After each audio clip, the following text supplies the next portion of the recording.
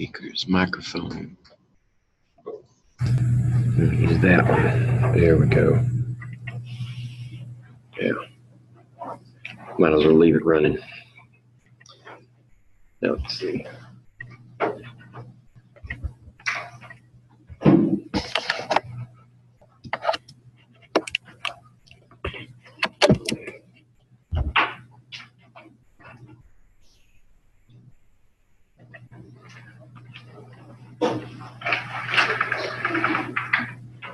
That going to show? Just the corner. Oh. Focus. Focus. Focus. Should autofocus.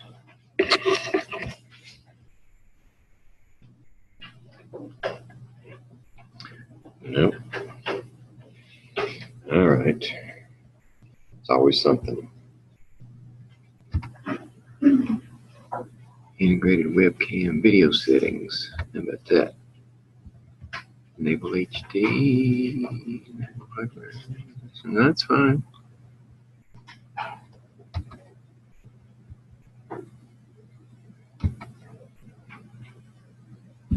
Integrated webcam. Now let's go back.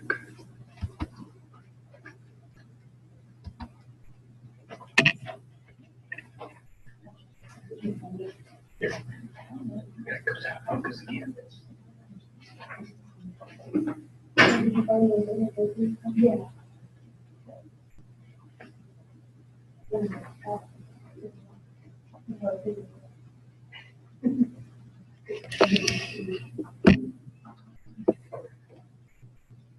I might have to ditch that one.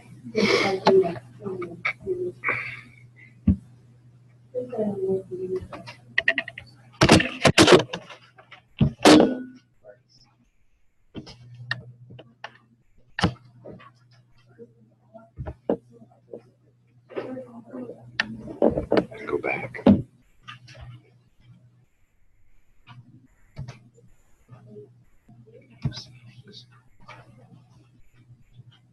High definition. Okay.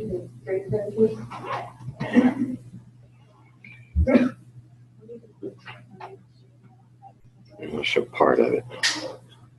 There we go.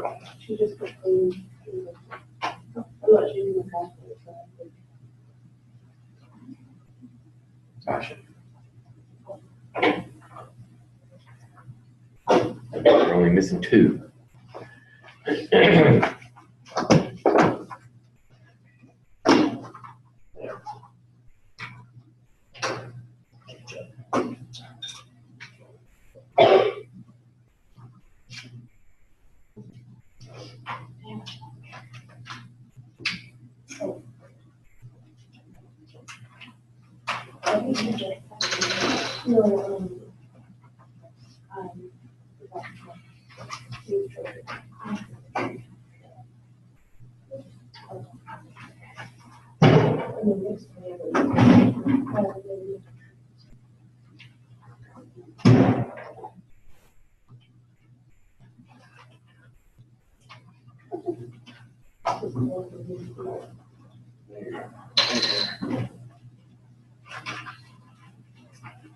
Perfect.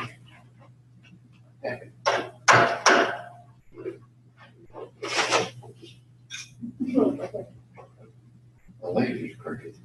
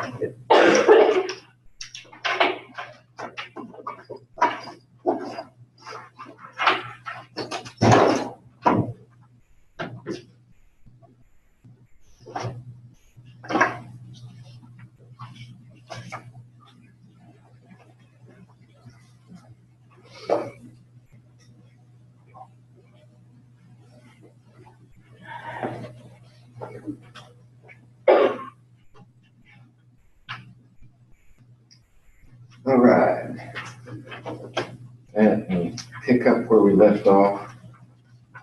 Gases.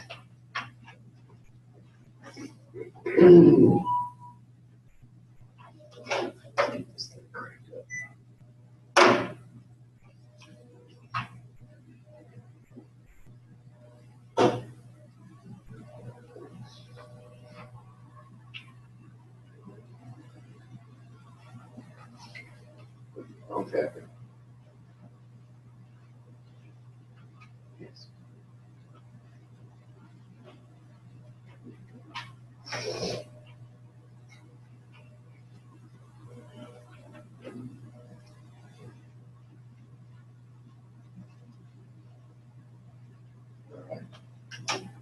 Now what's wrong? Let's try.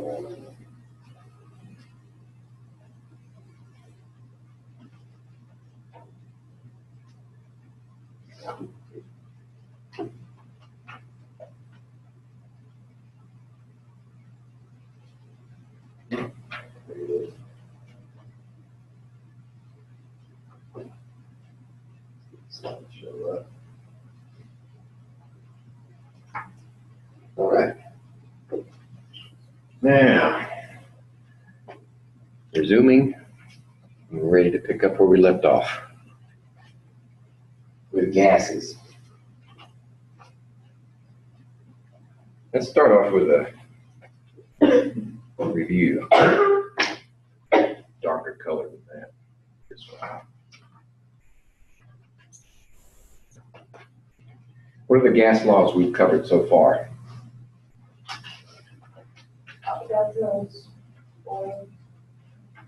Boils. Start with boils. We'll take them chronologically in the order they were developed. Boils law. So what should it say?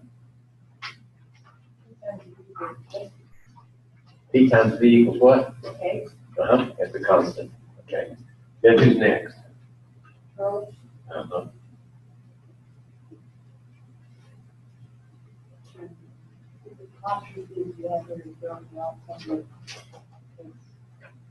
D equals K apostrophe B, Oh, okay.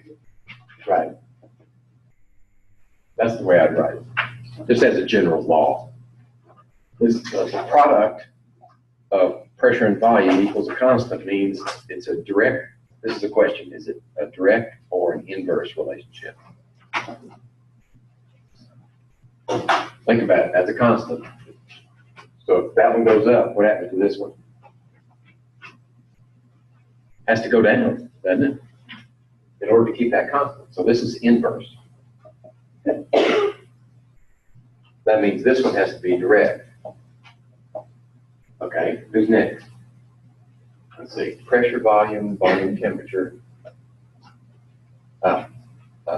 Volume over moles, right?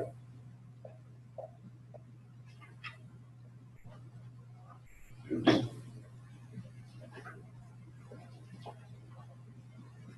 Avogadro is equal to a constant. So that's also direct.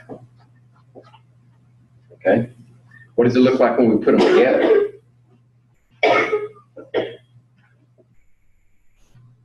times V over N times C equals K. And okay. So that's a combination. We can't say inverse or direct. Now we're up to the point where we're talking about these situations and the modifications to these would give you before and after, right?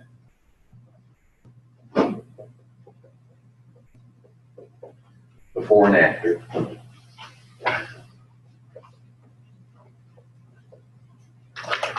You could say initial or final, INF or 1 and 2, doesn't matter, as long as you know which one's which, right? So that's why when you read a problem, you want to be sure what numbers go where, which ones are giving you the before conditions and which ones are the after conditions. Then plug them in your equation. Don't just automatically start plugging numbers in. you stand a 50-50 chance of getting it wrong. Okay, so, and then this one would be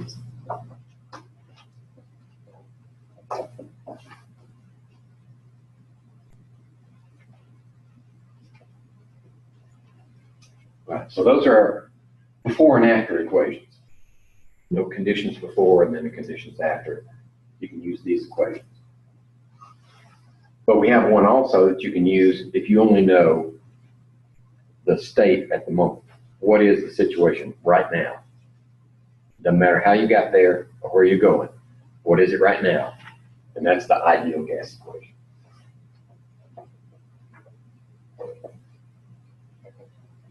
Okay? You have to know what this one is right here. That's the key. If you know that constant, then you can pick any of the other three and solve for the fourth one. Okay? So the one we're going to be using in this chapter is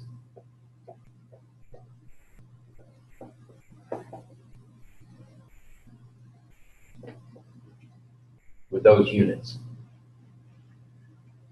So if you know this one is your R value, and you know these are the units, liters, atmospheres, moles, and K, that tells you what these have to be. Pressure has to be in atmospheres. Volume has to be in liters, moles, and K. Temperature is always K. So those units will tell you what you have to convert. If you're not given those values here in exactly those units, you've got to convert them first before you use the equation. If you try to use the equation with the wrong unit size on your values, you'll get the wrong answer. Okay.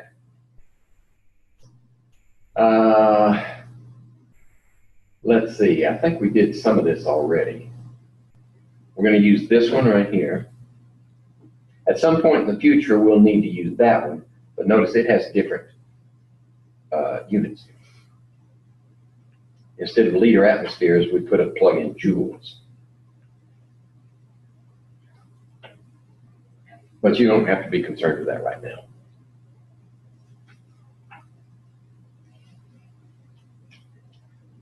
Okay. And like any equation, you can rearrange it however you want. You can plug the numbers in first and then solve the unknown, or solve the unknown and then plug the numbers in. Either way works just as well. And that's what we've done here, just rearrange the equations for a different unknown value. And who's to say that you have to solve for one individual unknown? Suppose the problem is asking for something approximating a ratio. Right? So in this case, if you want to know the ratio of moles to volume, then you set that as your unknown and solve for the rest of them. So what would the units be that you would expect? Well, if you're going to have N divided by V, the unit should be moles per liter, right? That should be your units for the unknown. Okay. And what's moles per liter? We covered that already, didn't we? Concentration units. It's molarity. Moles per liter is molarity. We didn't do that? Okay. Just when I met with silence, I kind of wondered.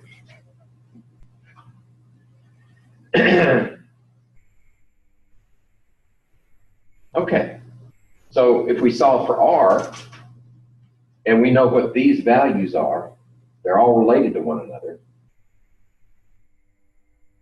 then we can find, that's actually how R was calculated originally. So what would R be if we had all standard values? Well, we have PV over NT, then we would have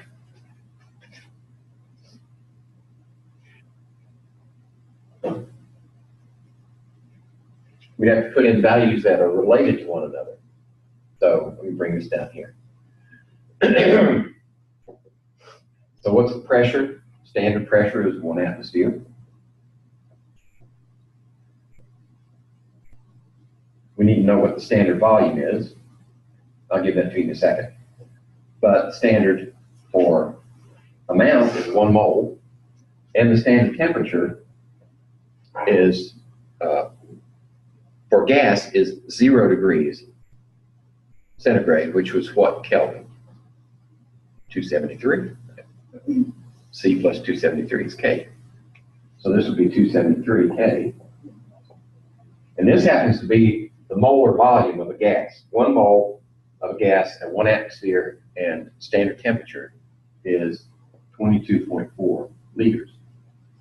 So you should be able, if you do that calculation, which is basically this divided by that, you should get 0.0826. Now, let's see. If it doesn't come after that, then it just made me a liar. 22.4 and divided by 273. 205. Close enough.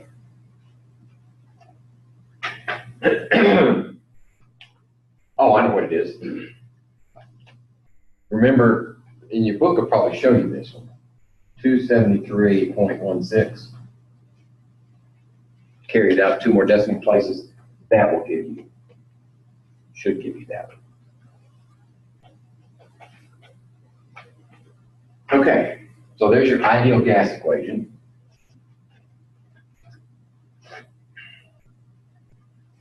And just to hammer this point a little more, before and after, write down.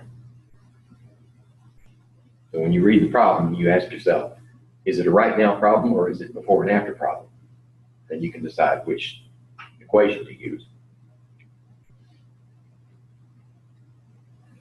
All right, so this is a right now problem. So we're going to use PV equals nRT. And it asks us to calculate the pressure of the system when you have 2 moles of gas at 37 degrees C and 50 liters volume. So we know that's in the right units. 2 moles will go in for N. 37 degrees is the wrong units. Got to add 273 to it, give you K. And then 50 liters, that's in the right units. And then we'll plug in the 0.08206 for the R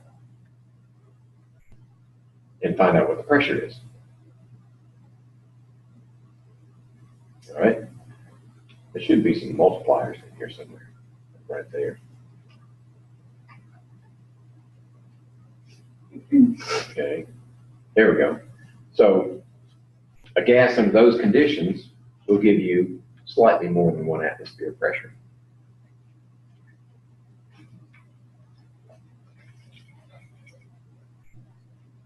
They'll leave those there.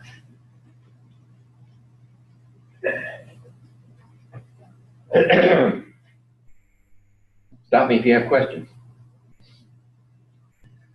Now for this one, what do you do?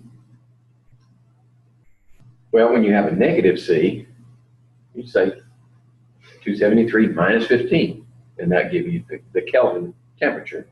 How about this one? That's not in atmospheres. 850 millimeters of mercury.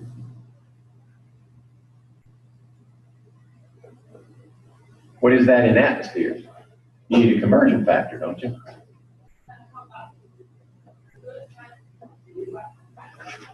So how many millimeters of mercury is 1 atmosphere? 760. Right, 760. So we'll just divide that into that. It'd be more than 1 atmosphere. What I probably did here is, I did convert. Okay. 1.118 atmospheres. Then you can plug the values into the equation and find out how many moles you got. And where's the value in that? We're going to do that. The last experiment of this semester will be the Dumas method. You're going to calculate how many moles of gas you have in that little container. So when we get to that point, you're going to need to know the temperature of the container. You're going to need to know the atmospheric pressure, which we'll get from the barometer that's sitting on the wall, and be sure and convert it to the right units. And then you'll need to know the volume of your container. It would be a little Erlenmeyer flask. So you just fill it up with water all the way to the brim and pour it into a graduated cylinder and find out what the volume is. Temperature, volume, pressure, and then you can calculate the moles. And you find out there how many moles of gas are contained in that space. Before you got there, you weighed the container. And then after you filled it with gas, you weighed it again. So you find out how much the gas weighs. You got the mass of the gas, you got the moles of the gas, you can calculate molar mass. And that's what we're going to do. The liquid has to be volatile, though. That's one condition. So ethanol would be good, acetone would be a good one. We're not going to use either. It's a little too volatile. But there are a couple others that we have as choices. Anything less than the boiling point of water, because that's going to be the medium that controls our temperature. We're going to submerge our vessel in the boiling water. So the boiling point has to be lower than the boiling point of water. We can vaporize the liquid, fill the container with our gas, and off to the races. Okay. So we can use the gas laws also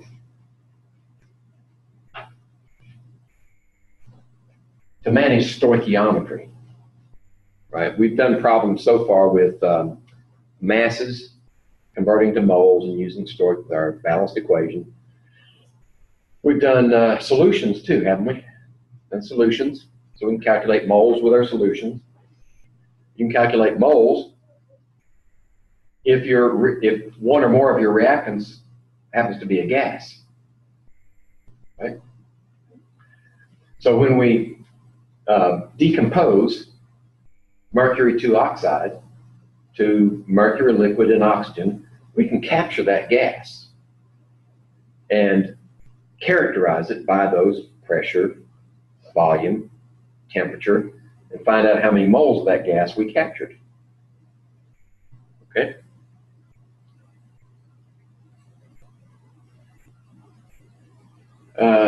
Okay. So that's all you would have to do. This is supposed to be like a little dot, multiply. I don't know why it does that. Font, it's a font issue.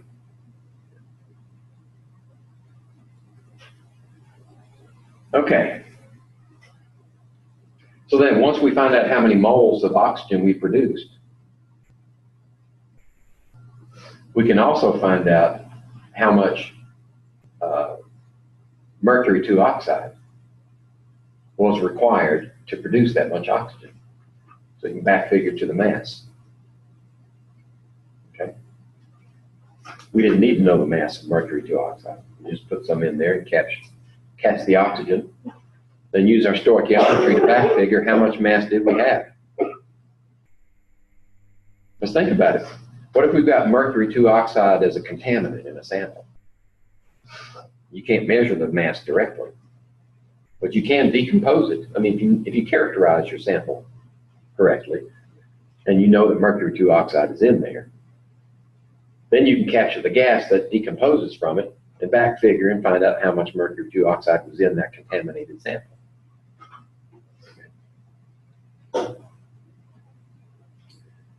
Okay, so let's move on. Oh, this is calculating how much mercury we produced. We could do that too, I guess. The Dumas method. Okay, I've already given you a preview of this one.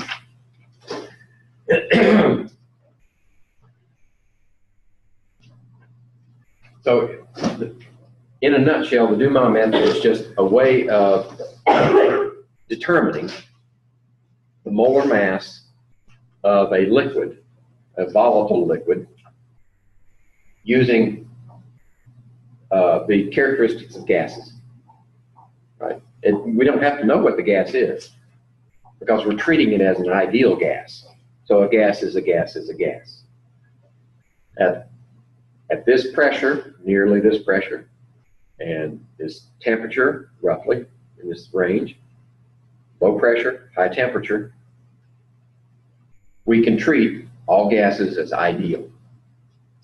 So that's good. We don't have to know what the formula for the gas is to find out what its molar mass is. Then we can use the molar mass in our previous calculations.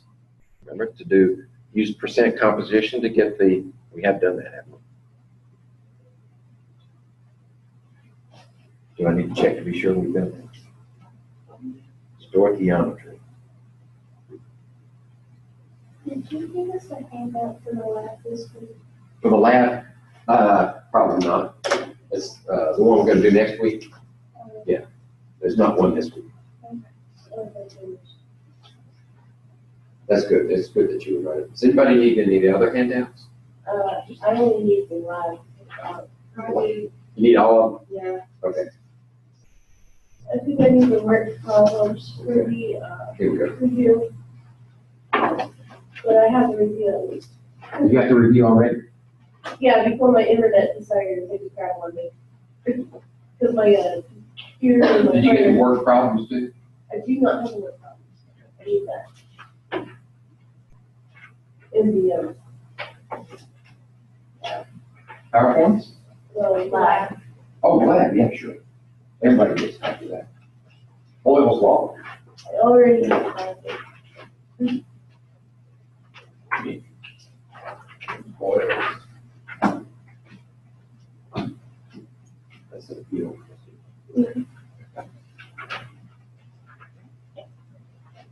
Also, for Boyle's Law, if you have a bicycle pump or one of those little portable battery things with a pump in it, bring it to the lab.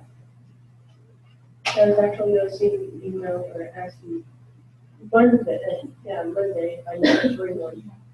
Yes, please. It's better that we have too many than not enough.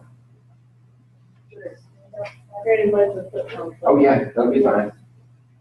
It'll take a little bit longer, but it's not as noisy. Oh, yeah. You can bring a compressor. I've got one in my car, but it's just decided recently to crap out on me. We got a little diaphragm in there with a motor that pushes it back and forth, and I think the diaphragm's got a hole in it. Because it won't even pump up like car tires anymore. So that tells me that it's probably repairable. I just have to get around to do it. Look on that. Okay. So the Dumas method requires that you have a vessel of, remember this is gas, so we got to have a vessel of known volume, and so our Erlenmeyer flask, like that, and we put a liquid in it, right? And then we submerge it in boiling water.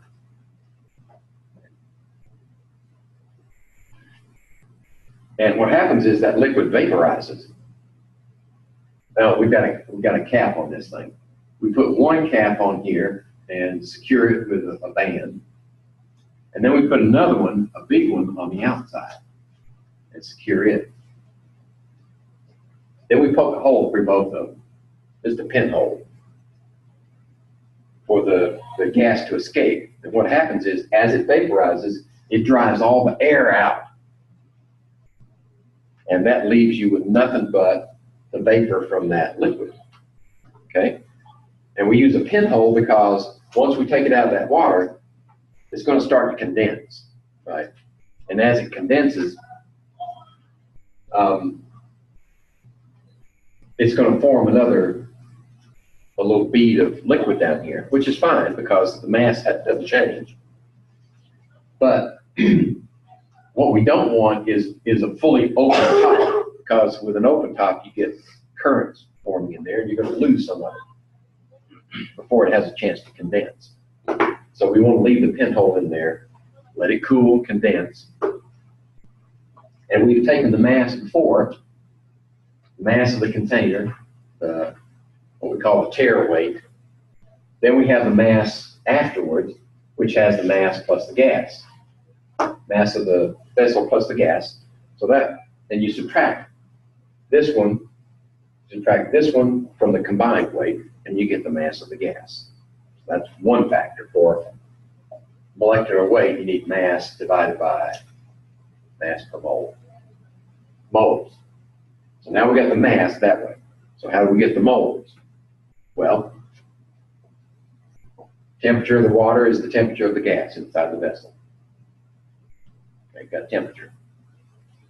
Volume, I told you how to measure the volume. You just fill it up to where you think that aluminum foil is going to sit. Right. Try to be as close as you can. There's a lot of error, actually. You fill it up to the top, and then you pour it into a graduated cylinder and find out what the volume is. So we got volume.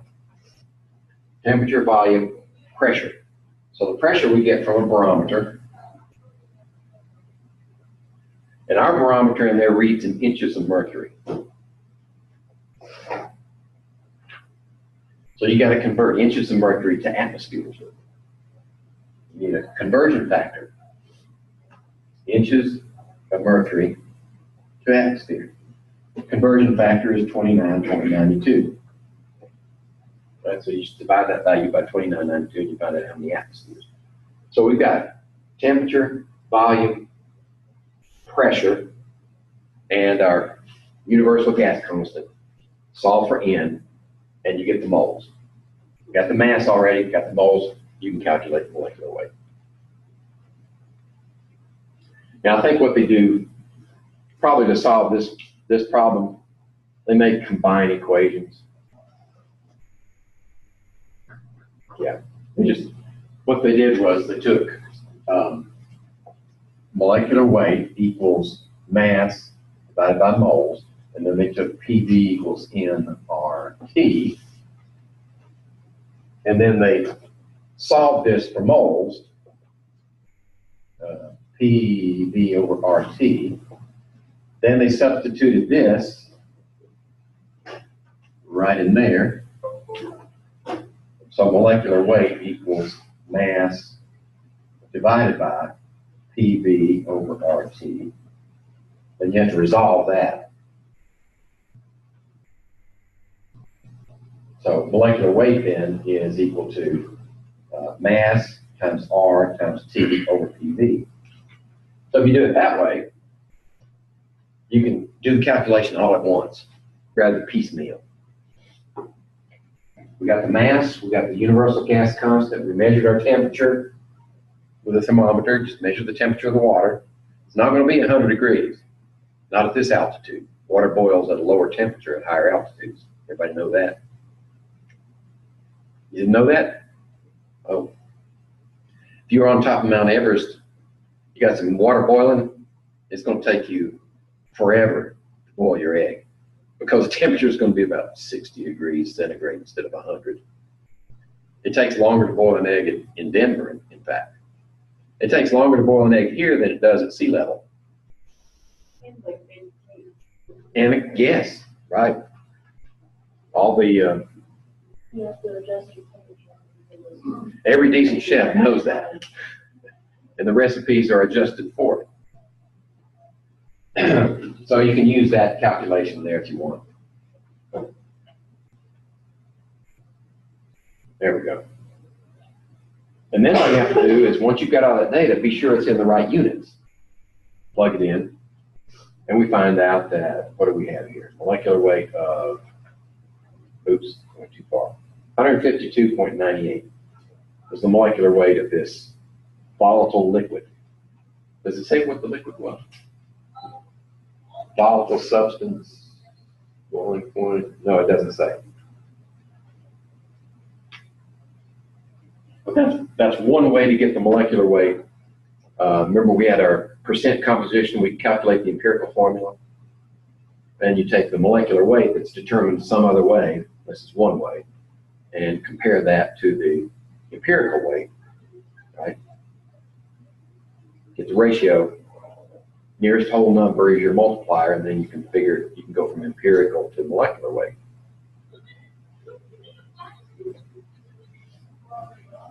Any questions so far? Oh, I didn't tell you what that extra. Okay. The flask has two caps on it. One little one and then one big one. Anybody got any idea why the big one's on there? I mean, why would you need an extra cap? You got one already. Okay. It all has to do with how are we heating up our liquid to make it gas. In a water bath, right? Water's going to be everywhere. If it doesn't splatter, at the very least, it's going to vaporize and then condense right around the cap because you can't submerge the whole thing. So, if we don't have that extra cap on there, we're going to get condensed water up here around the top. Then when you weigh it, your weight's no good because you're not just weighing what's inside, you're weighing what's outside too. So we have this big shroud cap on top, and then once you're finished and it's cooled down, you just yank that off because it's been sealed and it protects the inside from condensation. Pull it off, and that protects you from weighing errors. Okay? Kitties. Okay. What's next?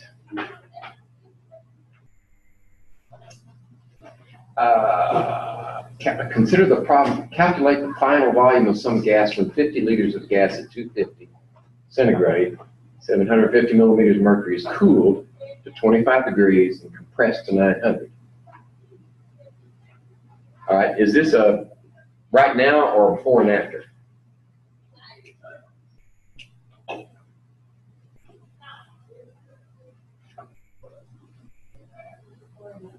Yeah.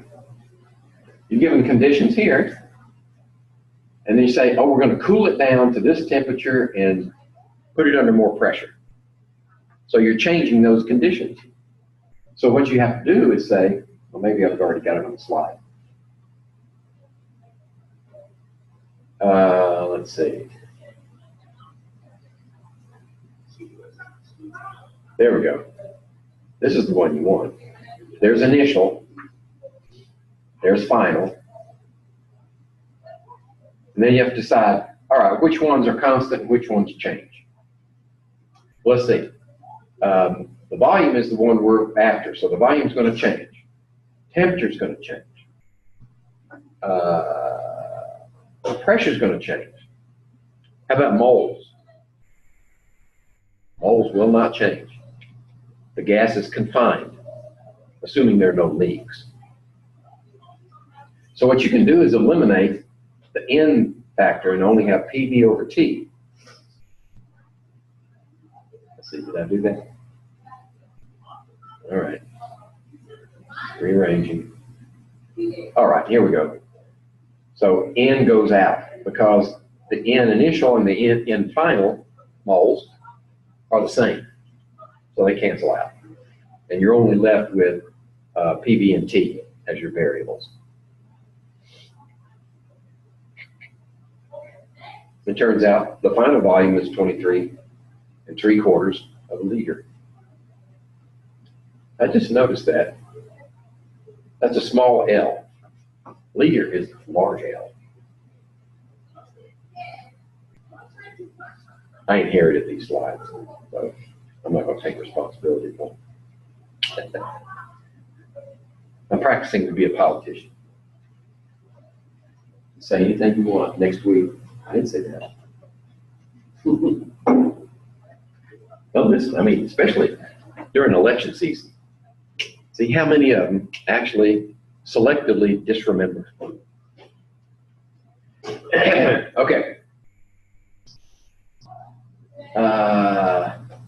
Oh, here we go. We're decomposing ammonia into nitrogen gas and hydrogen gas. So it's the reverse of the Haber process. So we want to know the final pressure of the system when this many cubic feet of ammonia at that pressure and that temperature is heated to 500 degrees, and we let the vessel expand to 30 cubic feet. So what you have to do is be sure all your units are correct. Let's see. Oh, I'll reiterate. When we're comparing these, when we're saying before and after, 1, 1, 1, 1, 2, 2, 2, 2. The only one that you have to guarantee is the right units under these circumstances is temperature. Temperature has to be Kelvin. But everybody else can be whatever you want it to be because they're ratios, right? This is the same units as that on that side, you don't have to change it. It's only when you're using the universal gas equation where the units are locked down by the constant. The constant has units. So the rest of them have to agree with the constant units. But when you're doing a ratio, the only one that has to be the Kelvin is temperature. Right? You have to be sure it's Kelvin. The rest of them, you don't have to change them. Just recognize that your answer is going to come out in the units of the before. The after is going to be the same units as the before.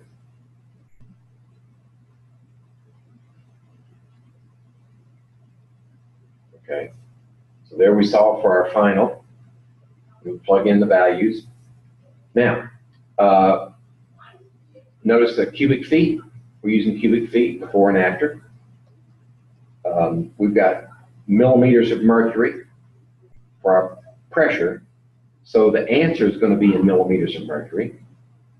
There's our temperature in Kelvin. We did have to change that one. But how about the moles? Right? This is a chemical reaction. So the moles are going to change in this case. There are some chemical reactions where the moles are equal on both sides.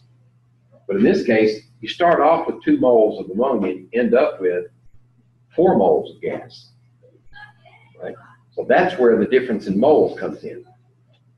Right? There's where you start, there's where you end. There's where you start, there's where you end. That's why the moles are different. It's not just a trapped gas that we're playing with.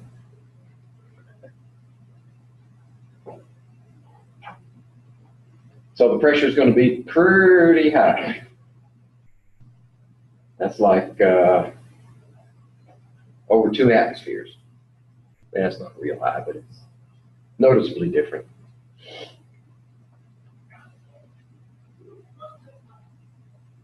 Now, next law. All right, we've covered these laws. Now Dalton comes back. Remember Dalton and the atomic theory? That wasn't the only thing he did. He was like any other good scientist in those days. Gases were popular, so he messed with them. He played around with gases, and he discovered some things. One of the things was his law of partial pressures. The law of partial pressures just states that the total pressure of a confined mixture of gases, remember a mixture of gases is always a solution, always a homogeneous mixture. The total pressure is simply the combined pressure, the combined pressure of all of the other gases. Doesn't matter how many there are. These are known as partial pressures of each of the gases that are contained in that solution. The total is just the summation of each of the partial pressures. Okay? That's it. Real simple.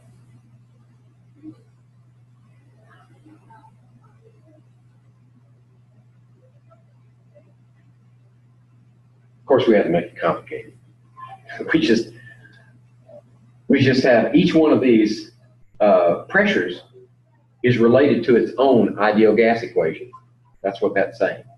This is the ideal gas equation for the first gas, for the second gas, for the third gas.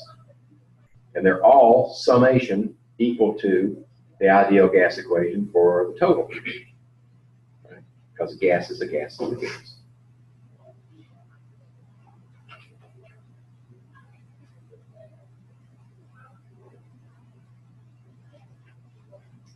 All right. So we just collected all our terms. This is just an explanation of why it works. It works because volume's the same in every one, R is the same, and T is the same.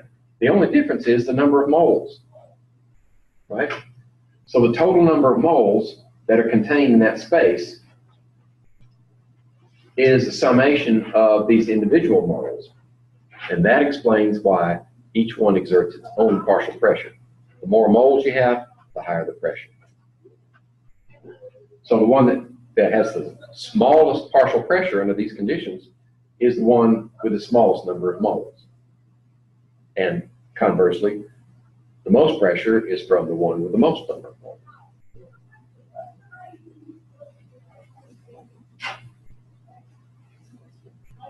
We have an expression for that. It's called mole fraction. I didn't use a fancy X here, but usually you'll see it like that. The mole fraction of a gas is simply the moles of that gas divided by the total moles. That's it. Right? So if you add up the mole fraction of every gas in your mixture, what should be the total? 1. You add up all the fractions of a whole, it has to equal 1.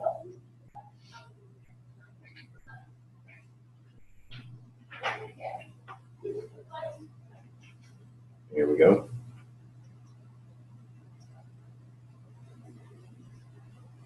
And this just says that if you know the mole fraction, then you can tell what the partial pressure of each gas is. Just multiply it by the total pressure. Right? So if you have nitrogen in the atmosphere is that fraction of the total. You often see it's 79%.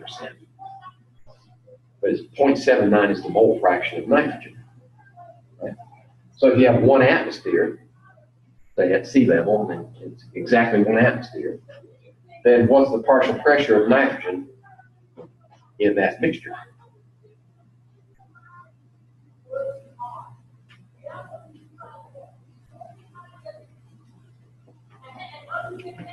That's the partial pressure of nitrogen in 1 atmosphere, in our atmosphere.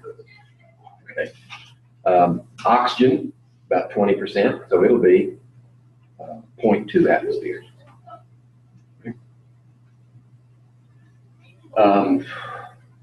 So when the space program was really cranking up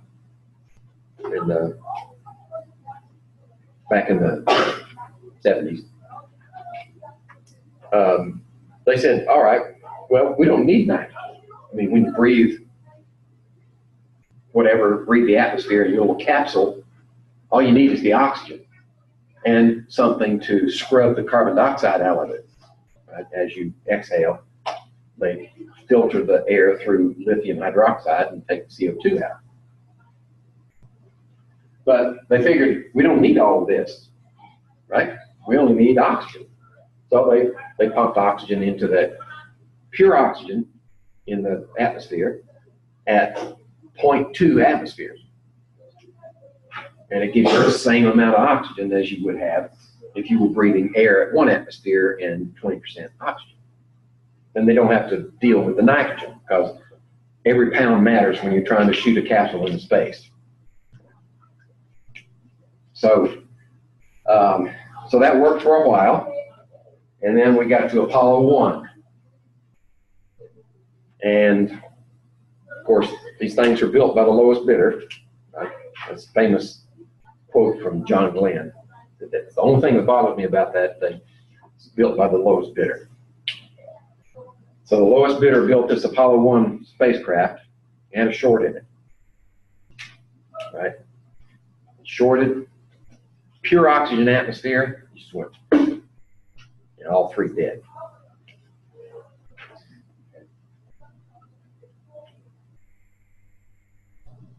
Knowing this wouldn't have helped him any. Not at that point. So that's when they started sacrificing weight and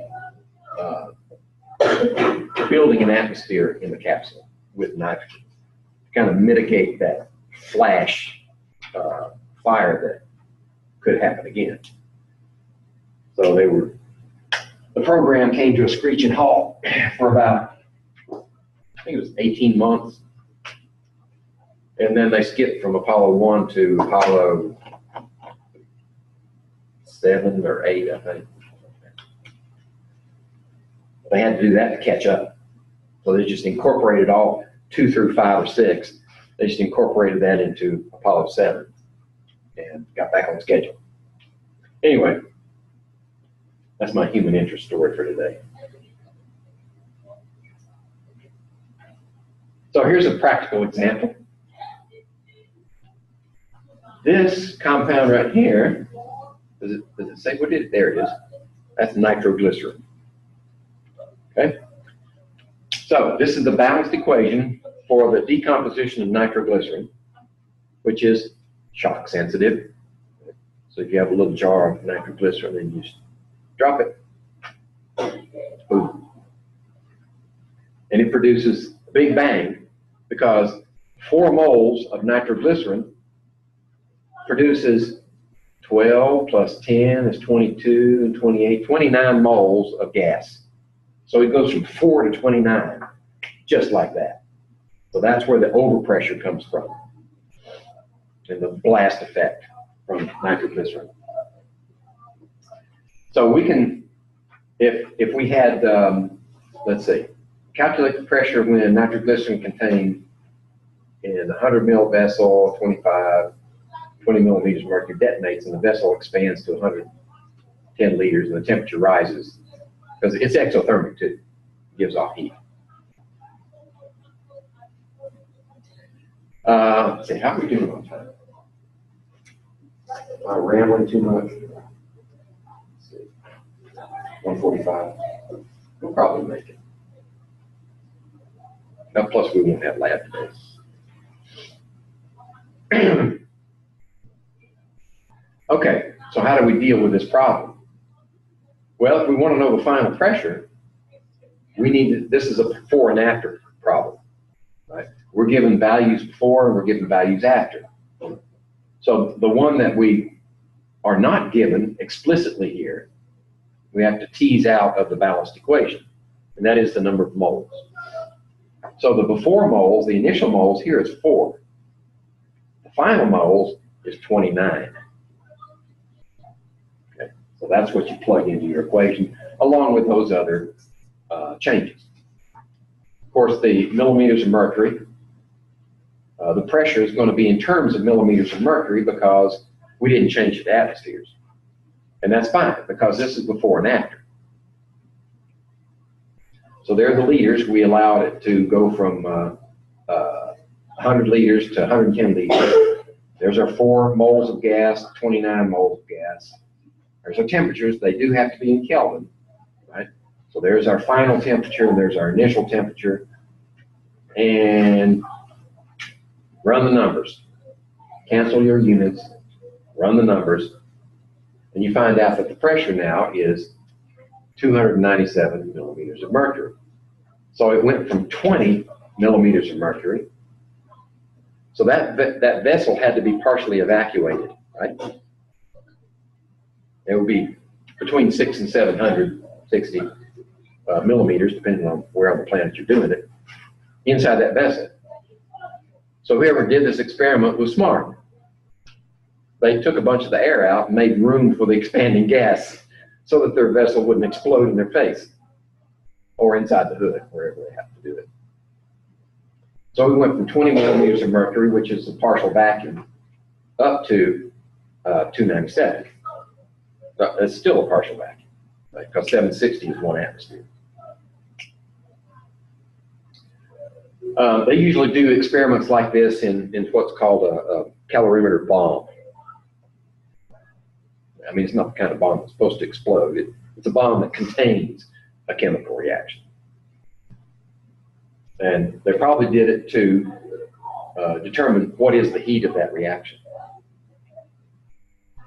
We're going to do that too, calorimetry. I think that's the one after boils.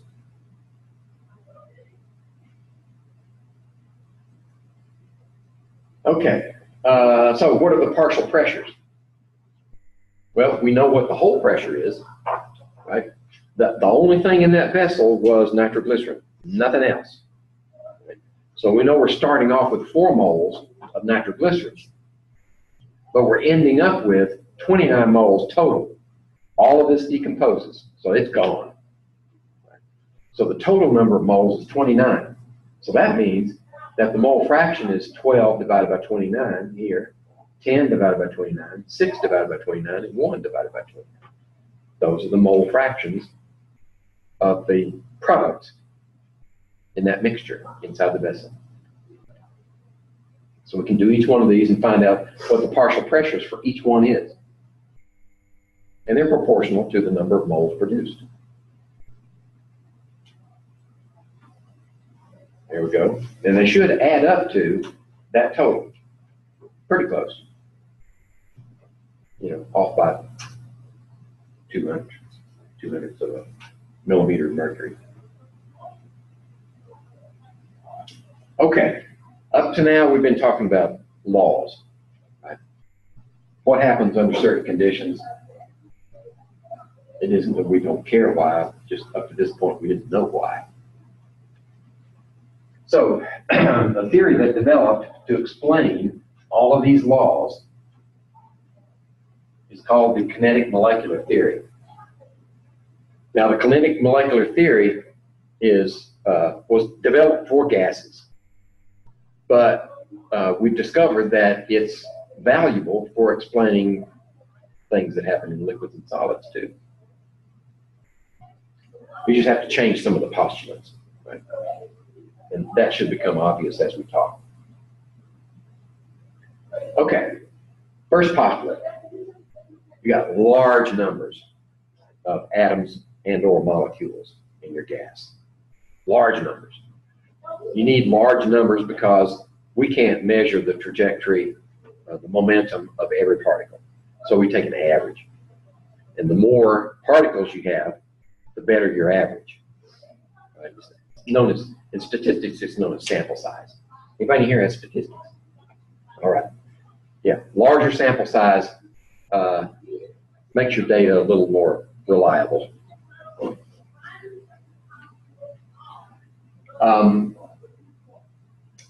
And the particle size, or the size of the molecules, are very small compared to the distances that are between them. These gas particles are moving really fast. As my dad used to say, lickety-split. In fact, they're moving speed of sound, some of them. Some of them are less than, some of them are more than the speed of sound.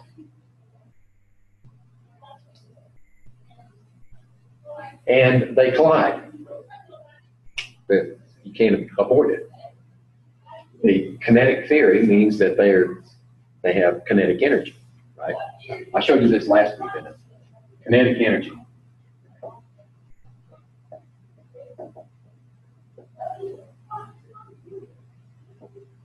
One half mv squared. So they have mass and they have velocity. So that means each particle has energy. And when it smacks into something, it temporarily transfers that energy to the whatever it hits, and then it gets it back when it moves off another direction. That's known as an elastic collision. So all the collisions are assumed to be elastic, as opposed to inelastic. So anybody play with silly putty? You know what silly putty is? Okay, you roll it up, and then you can.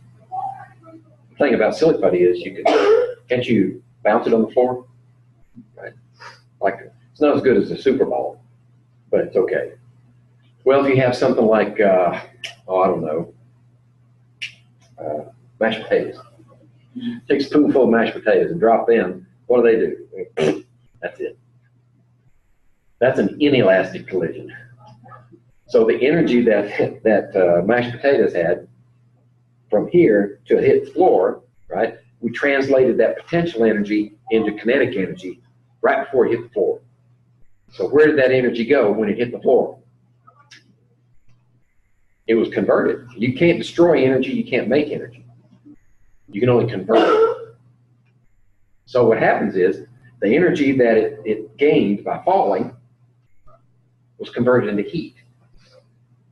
Maybe just a little bit, just a tiny amount, but it's there. Whereas in an elastic collision, the energy of that fall is stored for temporarily into torsion or tension in the material, and then returned as it bounces off. What do they say? It's not the fall that kills you. You gotta go. Okay, we're close to finished. It's not the fall that kills you. It's the sudden stop at the end. Okay, and these particles collide. It's inevitable, even though the distances between them are huge. Compared to their size, they're going to smack into each other. And when they do, they behave elastically. It's like billiard balls bouncing off each other. There's no interaction between them. In other words, when they hit, they don't attract one another, they don't repel. It's just like balls bouncing off. And of course, they collide with the walls of the container. They have to. If they didn't collide with the walls of the container, we couldn't measure pressure. Right? Okay, you stick your gauge in there. If they're not hitting the container, then the gauge sees nothing. So they have to interact with the walls too. And another assumption, we know this one's not strictly true, but it's useful for doing calculations, is that if we plot the energy of individual particles, and some of them will be down here at low energy, most of them will be at this energy right here, so about 90% will be in that range. So this is the average. See, this is average energy, and this is numbers of particles. So most of them are going to be at this energy, or within that range. Well, that represents a temperature. And the temperature of that gas is proportional to the average kinetic energy of all the particles there. Okay. Now, when we say average, we don't necessarily mean arithmetic average. Actually, we do. But if we're talking in terms of energy, we do mean arithmetic average. It's just when we start, if we try to convert that energy into this term, then you can't average the velocities. You can average the energies, but you can't average the velocities in your typical fashion. I'll show you why that is in just a second. Okay. And I mentioned this before. Another postulate is there are no intermolecular interactions. In other words, when they get close to each other, they don't attract, they don't repel until they actually hit. Then they just act like balls, billiard balls. Okay. So, how does that explain some of the laws? Well, let's see. Pressure and velocity. We've accounted for pressure in terms of interaction with the walls of the container.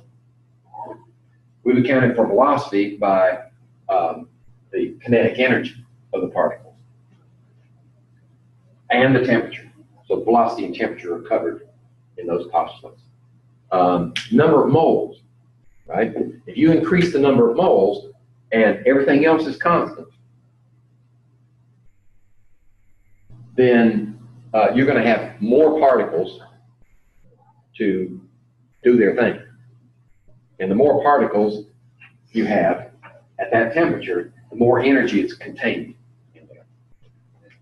It could increase the pressure. You know, if you hold the volume of the container constant, then you put more moles in there, the pressure is going to go up because you got more particles smacking the walls in a certain period of time. So the kinetic molecular theory of gases is a reasonably good explanation for all of these previous laws. Oh, Dalton's law of partial pressures, right? You have more moles of one gas than the other one, it's going to exert more force on the walls than one that has fewer moles. Okay, so we can find the average kinetic energy of the molecules in this gas based on its temperature. But if we know the velocity of every one of them, which we don't, but if we did, we could calculate the kinetic energy of every molecule in the gas, then find its average, the average energy.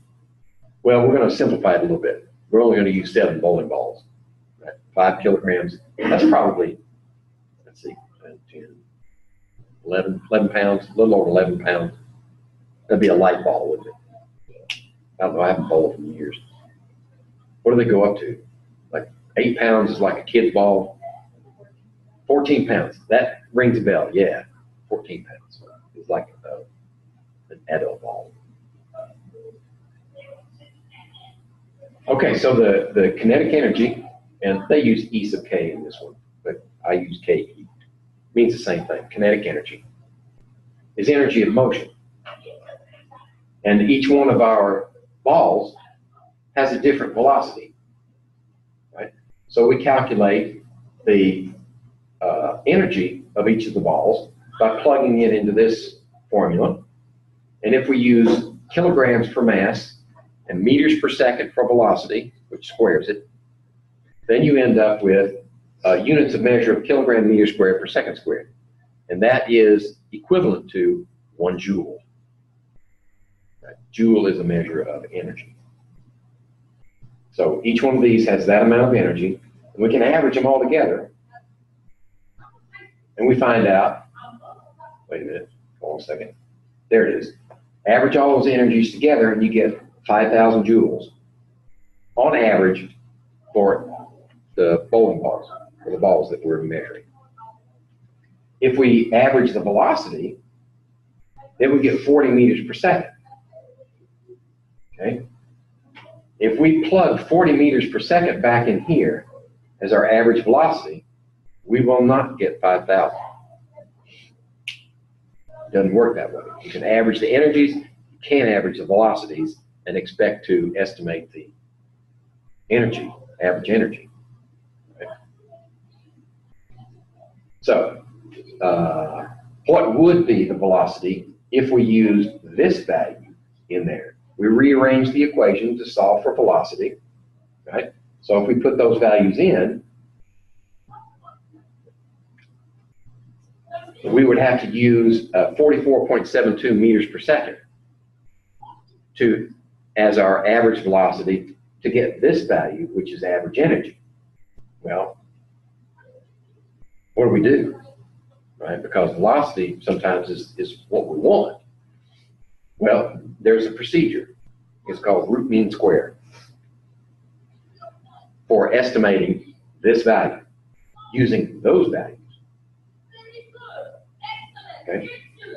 So what does it mean? Well,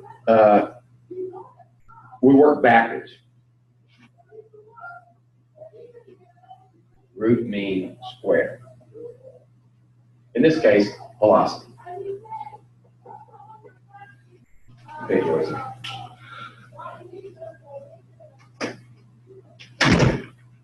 You were a tranquilizer. Please. I want to through the walls. Yeah, you can hear it through the walls. Okay, so this expression, root mean square, we start with this end right here, square. So you take each one of those velocities and square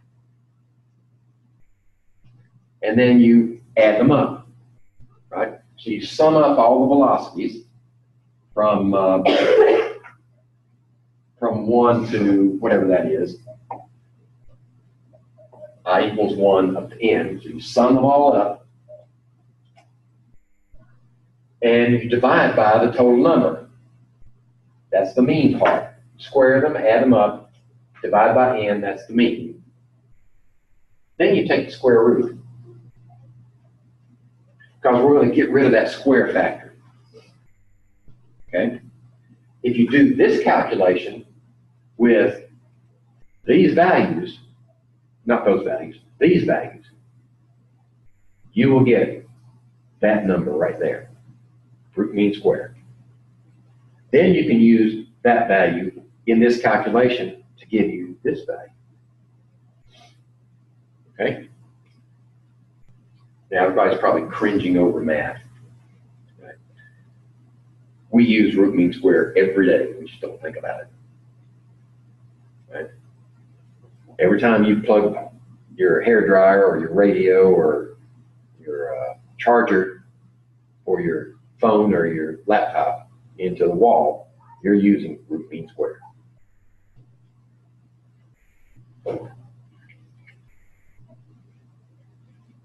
What kind of power comes out of that wall? Direct current or alternating current? Alternating current. That's not. If Edison had had his way, we'd all be direct current. But then we'd have to have power stations every 3 or 4 miles. But Tesla and Westinghouse beat him out. And he was, pardon my French, he was pissed. Anyway, so what happens over time, the voltage, if this is 0 volts right here, this is a positive voltage and this is negative voltages. Over time, the voltage increases, comes back down to 0, and then goes negative. And it does that 60 times a second, 60 hertz, okay, in the US. In Europe, it's 50 hertz. But how you deal with that in terms of your physical calculations, your electrical formula, like Ohm's law, for instance. Well, Ohm's law is built on direct current. So you need some conversion that will make the equivalent to direct current, so you can use those laws to calculate. So we use root mean squared, right? So this is going to be from 0, and it'll go up to a maximum of about, I think it's 140 volts, thereabouts. Then it go down to negative 140 volts. So the voltage that you use there is root mean squared. And you just take this and subdivide it. We're talking calculus. So you subdivide it, you integrate that thing so that you find out these many different voltages, and you use that root mean square calculation. Of course, you get a computer to do it for you, of course. But what you come out with is 120 volts, or 115. So that's why they say you've got 120 AC, because they take the root mean square of all these different ones, and it's probably higher than that, maybe 145 or 150. Anyway, use that same concept that we did here. Root mean squared.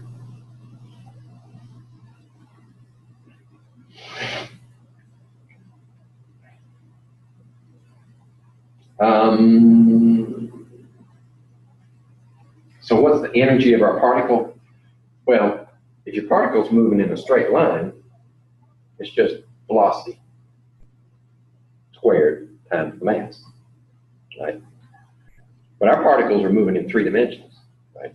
From this point, it could go, instead of going that way, it could go, well, this way would be another dimension, but what if it went in between? What if it didn't go that way? What if it went like that? So it wouldn't be exactly along the X, Y, or Z axis. can be somewhere in between. So in physical terms, you have to calculate the resultant. That is, what's the effect of that? Effective direction in terms of each one of these coordinates. And then you have to synthesize each one of those in terms of kinetic energy. So I'm just saying that because with billions and billions of particles in a gas, that would be a monumental task for even a supercomputer.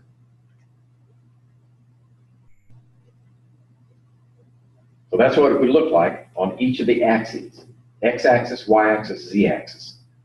So this particle that's moving off in that direction has a, not a resultant, but a component in this direction, that direction, and that direction. And in order to do the calculation for the energy, you've got to take each one of those into consideration.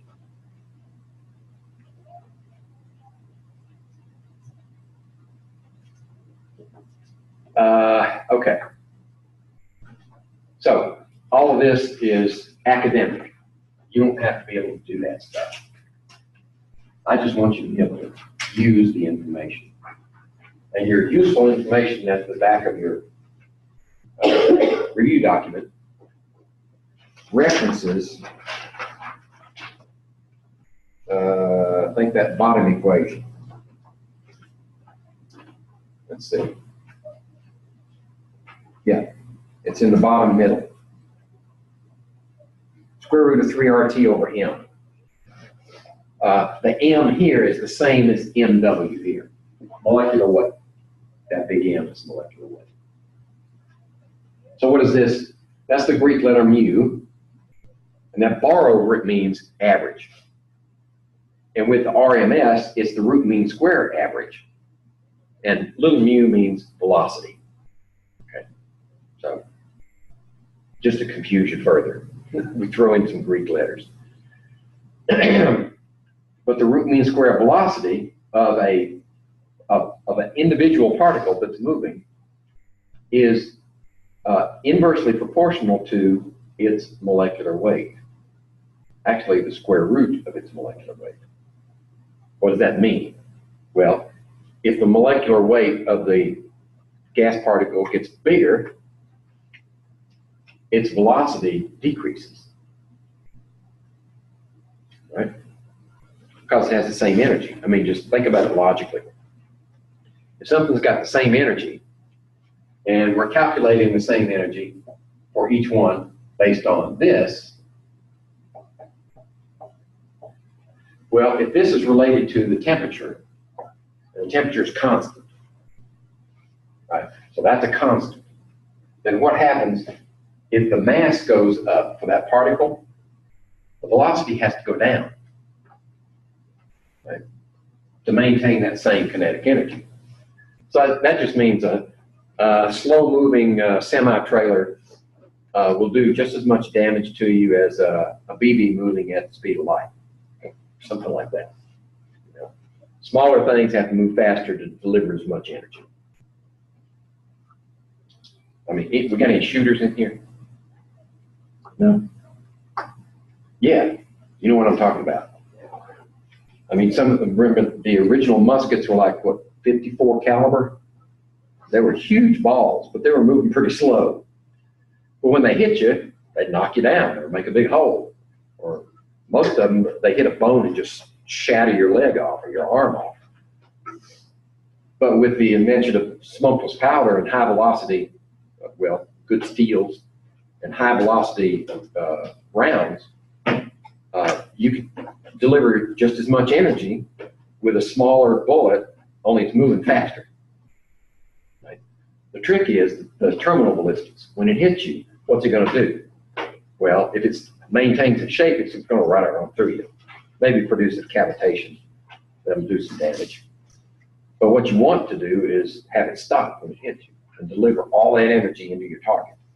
Well, I don't want it to do that to me. I want it to do it to the other guy.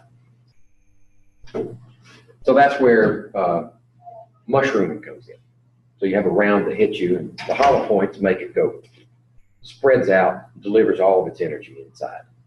And that's good too, especially if you're flying 25,000 feet in an airplane. You don't want the bullet to go through the terrorist and out the cabin, then the whole thing depressurizes. So you want the bullet to stop inside the bad guy. And they do that. One way is mushrooming. The other way is frangible rounds. They just, when they hit something warm, body part, they break apart. But they still got that energy, so they deliver all of it to the bad guy. Anyway, when we're talking about molecules, so the molecular weight references the size of the molecule. Right? So as the molecule gets bigger, velocity gets smaller. And in this case, now we use, I said we're going to do it later. I thought it was in a different chapter, but for this one, that R has to be this value. So that one should be here also. I've got several R's. Yeah, the first R, middle of the page, is 0.08206. And the second one is 8.3145 joules per mole K. That's the one we use here. Why? Because we're talking about energy here. We're not talking about liter atmospheres. So we need something in terms of joules. All right. So this is a calculation of the velocity, average velocity of air at 37 degrees. So what do we mean by air? Well, for air, you need an average molecular weight for air. And average is 29. So we take nitrogen, which would be into 28, and 32. Right, so we get an average mass for air. And then we do our calculation.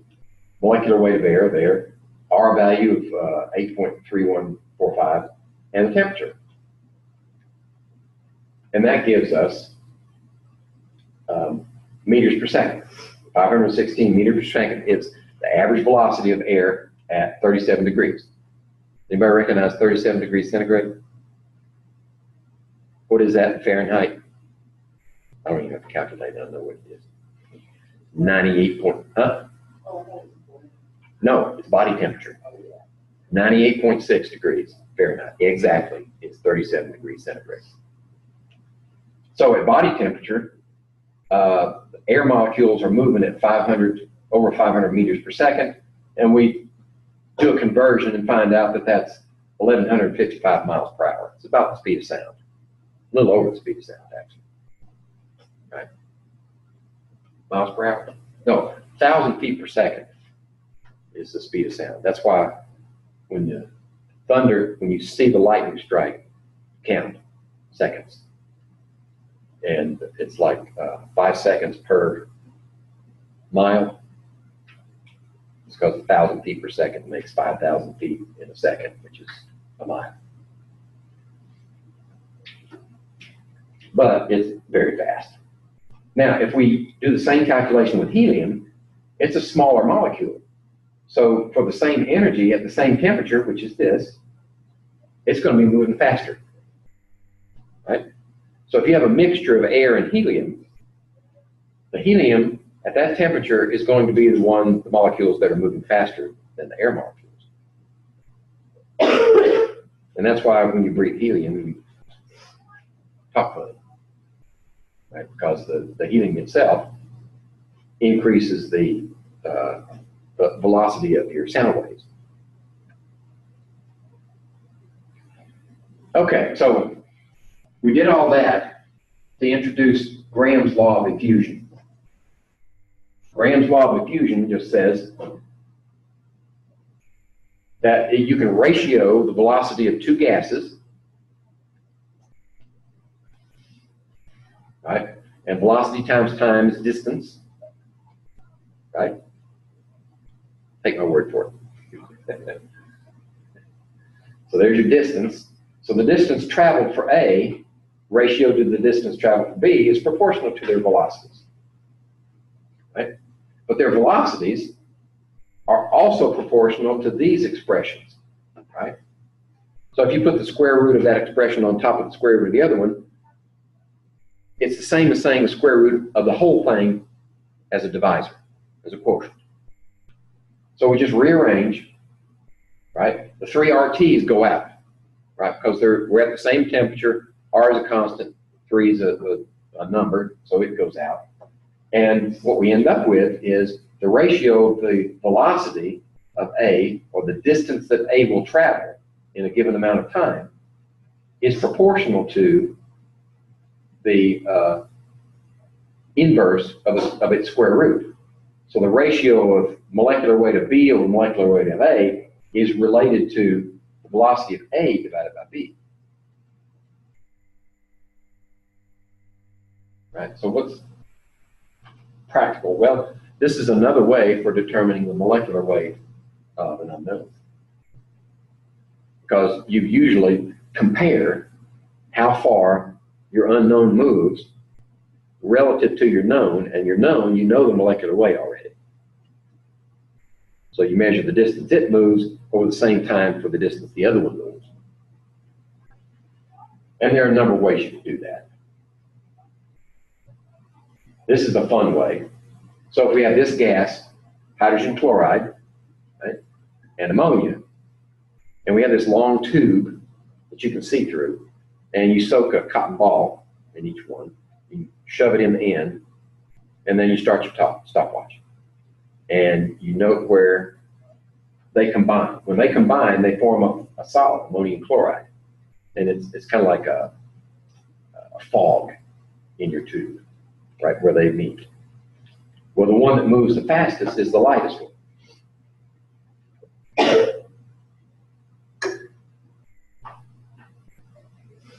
Okay, we know that we can calculate the distance ratio because we know what the molar masses are.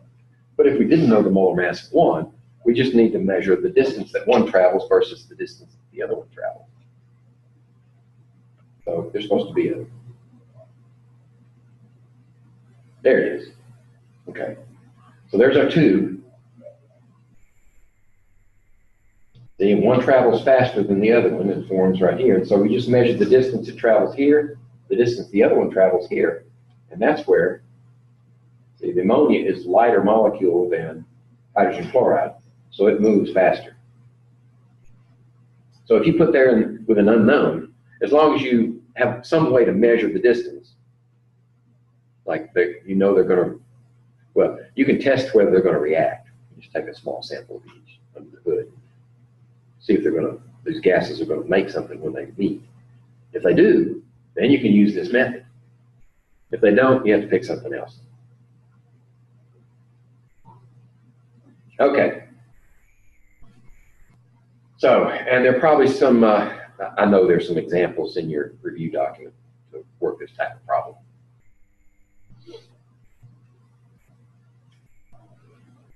Now, what's a practical example? The very practical example of the Graham's law of diffusion happened during the Manhattan Project in the 40s. We needed some way to separate the fissionable uranium isotope from the non-fissionable one. And one of the ways was to pass a gas formed from the uranium metal, uranium hexafluoride, pass it through some sort of membrane, right? The U-235 gas is going to go faster through that membrane. So from one side to the other, you're slightly enriched in the U-235. Not much, just a little bit. So that's why you have to stack them together. And you have miles of them. It's huge buildings. I used to live in Oak Ridge, Tennessee, and they had these big factories there. Oh, I'm running over.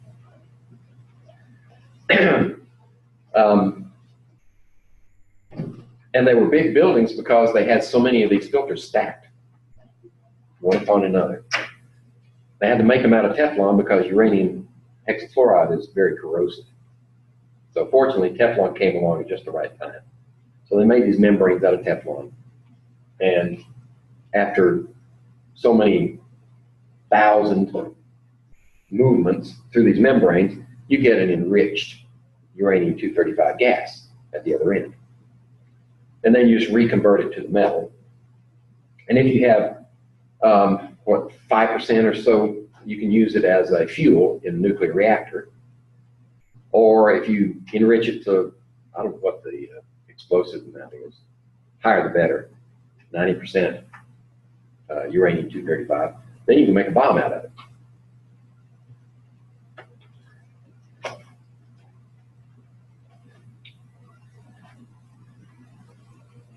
So the difference here is just very slight.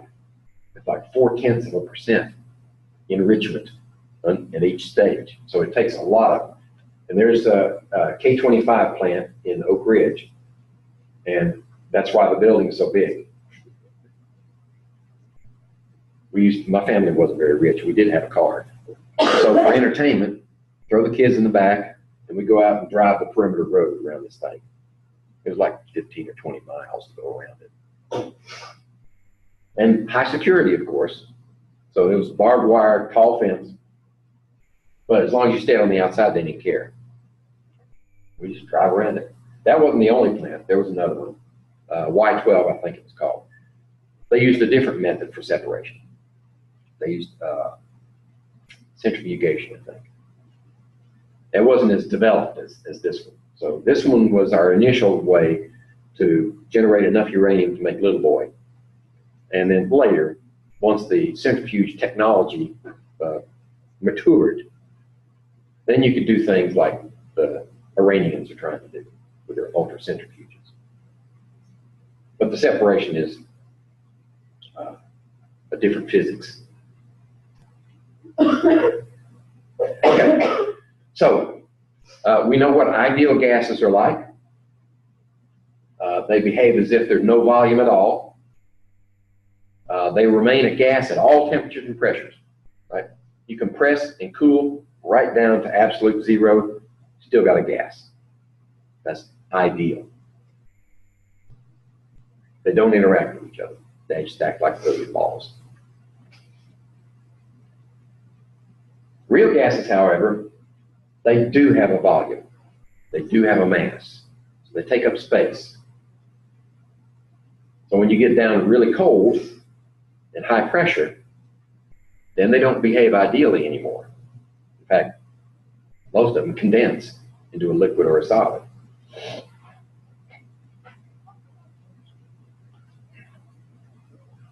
And they do interact with each other, depending on what type of molecule it is, especially if the molecules are polar.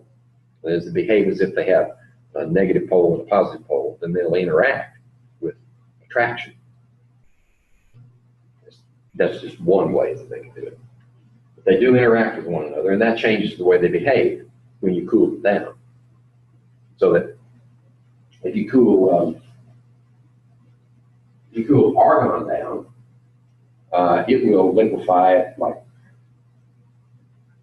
paint myself into a corner, maybe minus 280 degrees centigrade. Whereas nitrogen will liquefy at minus 195. I do know that. And then water liquefies at 0 degrees because it's polar.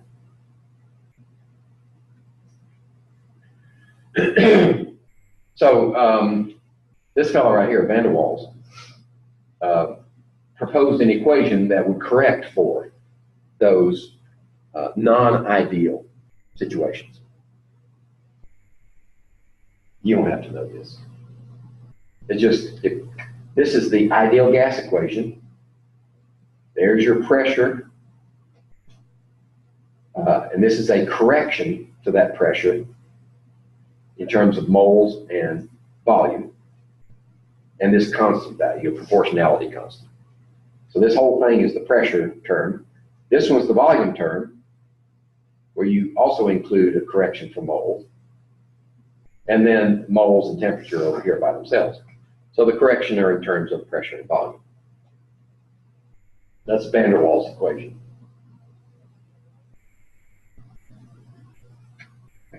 Now, if you were a chemical engineer, instead of using PV equals nRT, you have to use that.